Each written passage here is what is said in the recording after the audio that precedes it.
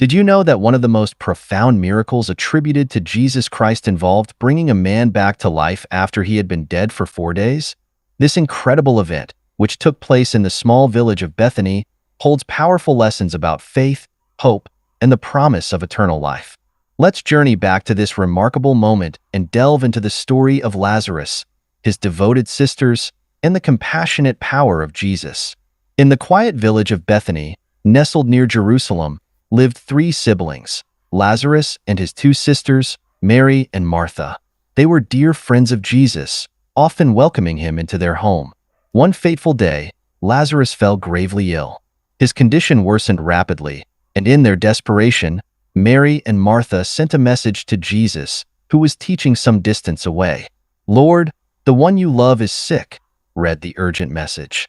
They had faith that Jesus could heal their brother. However, Jesus' response puzzled his disciples. "This sickness will not end in death. No, it is for God's glory so that God's Son may be glorified through it." Despite the urgency, Jesus did something unexpected. Instead of rushing to Bethany, he stayed where he was for 2 more days. His disciples were baffled. Why delay when someone he loved was in such dire need? Jesus explained, "Lazarus has fallen asleep. I am going there to wake him up."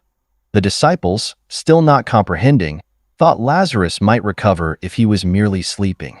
But Jesus clarified, "Lazarus is dead, and for your sake I am glad I was not there, so that you may believe.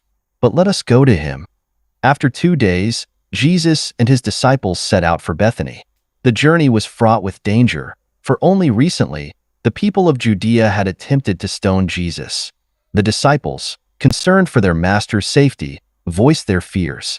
"Rabbi, a short while ago the Jews there tried to stone you, and yet you are going back?" Jesus reassured them with his calm demeanor, saying, "Are there not 12 hours of daylight? Anyone who walks in the daytime will not stumble, for they see by this world's light. It is when a person walks at night that they stumble, for they have no light." His words, though cryptic, comforted the disciples, and they pressed on. When Jesus and his followers arrived in Bethany, they found a scene of deep mourning. Lazarus had already been in the tomb for 4 days. The house was filled with friends and relatives who had come to console Mary and Martha. Martha, ever the practical one, heard that Jesus was near and rushed out to meet him. Her face was etched with sorrow and confusion. "Lord," she said, "if you had been here, my brother would not have died. But I know that even now God will give you whatever you ask." Jesus looked at Martha with compassion. He understood her pain and her faith, even in such a trying moment. "Your brother will rise again," he assured her. Martha, though grieving, held on to her belief in the resurrection at the last day. "I know he will rise again in the resurrection at the last day," she responded. But Jesus had something more immediate in mind. He declared, "I am the resurrection and the life. The one who believes in me will live, even though they die. And whoever lives by believing in me will never die." Do you believe this? Martha's eyes widened with realization and faith. "Yes, Lord," she replied. "I believe that you are the Messiah, the Son of God, who is to come into the world." Martha, filled with new hope, went back to call her sister. "The teacher is here," she whispered to Mary, "and is asking for you." Mary, overwhelmed with grief and hope, hurried to Jesus. Those who were comforting her saw her haste and followed, thinking she was going to the tomb to weep. When Mary reached Jesus, she fell at his feet, tears streaming down her face. "Lord, if you had been here, my brother would not have died," she cried, echoing Martha's earlier words.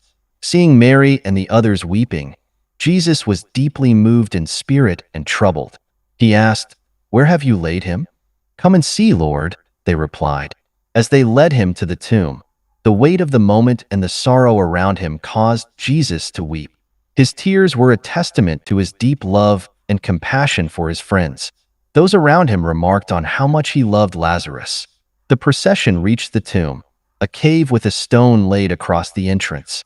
Jesus stood before it, his presence commanding yet gentle. "Take away this stone," he instructed. Martha, practical as ever, voiced a concern. "But, Lord, by this time there is a bad odor, for he has been there 4 days." Jesus turned to Martha, reminding her of his earlier promise. "Did I not tell you that if you believe, you will see the glory of God?" Trusting him, they moved the stone away. The air filled with the scent of death, but everyone's eyes were fixed on Jesus, wondering what would happen next. Before acting, Jesus lifted his eyes and prayed, "Father, I thank you that you have heard me. I knew that you always hear me, but I said this for the benefit of the people standing here, that they may believe that you sent me." His prayer was both a declaration of his connection with the Father and an assurance to those present of the divine nature of what was about to occur. With a powerful voice that resonated through the stillness, Jesus called out, "Lazarus, come out." The command was simple, but held the authority of life itself. Everyone held their breath, their eyes glued to the dark entrance of the tomb.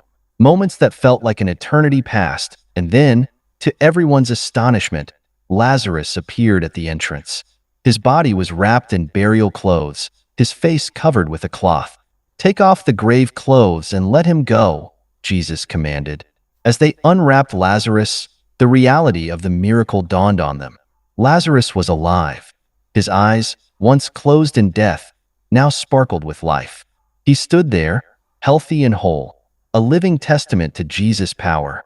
The scene shifted from mourning to astonishment and joy. Friends and family embraced Lazarus, tears of sorrow replaced by tears of joy. Word of the miracle spread quickly, and many who witnessed it put their faith in Jesus. This event, more than any other, demonstrated Jesus' power over life and death and reinforced his identity as the Son of God. It also set in motion the events leading to his own death and resurrection, as the authorities in Jerusalem saw him as an even greater threat. The raising of Lazarus was not just a miracle but a sign of the new life that Jesus offers to all who believe in him. It was a foreshadowing of his own resurrection, a promise that death is not the end for those who trust in him. For Mary, Martha, and Lazarus, their faith was deepened, their love for Jesus strengthened. For those who witnessed the miracle, it was a powerful testimony that God's glory was indeed revealed through his Son. And for us today, the story of Lazarus continues to inspire faith and hope in the promise of eternal life through Jesus Christ. Thus, the story of Lazarus is a profound reminder of the power of faith and the incredible love and compassion of Jesus. It teaches us that even in our darkest moments, there is hope and life through him.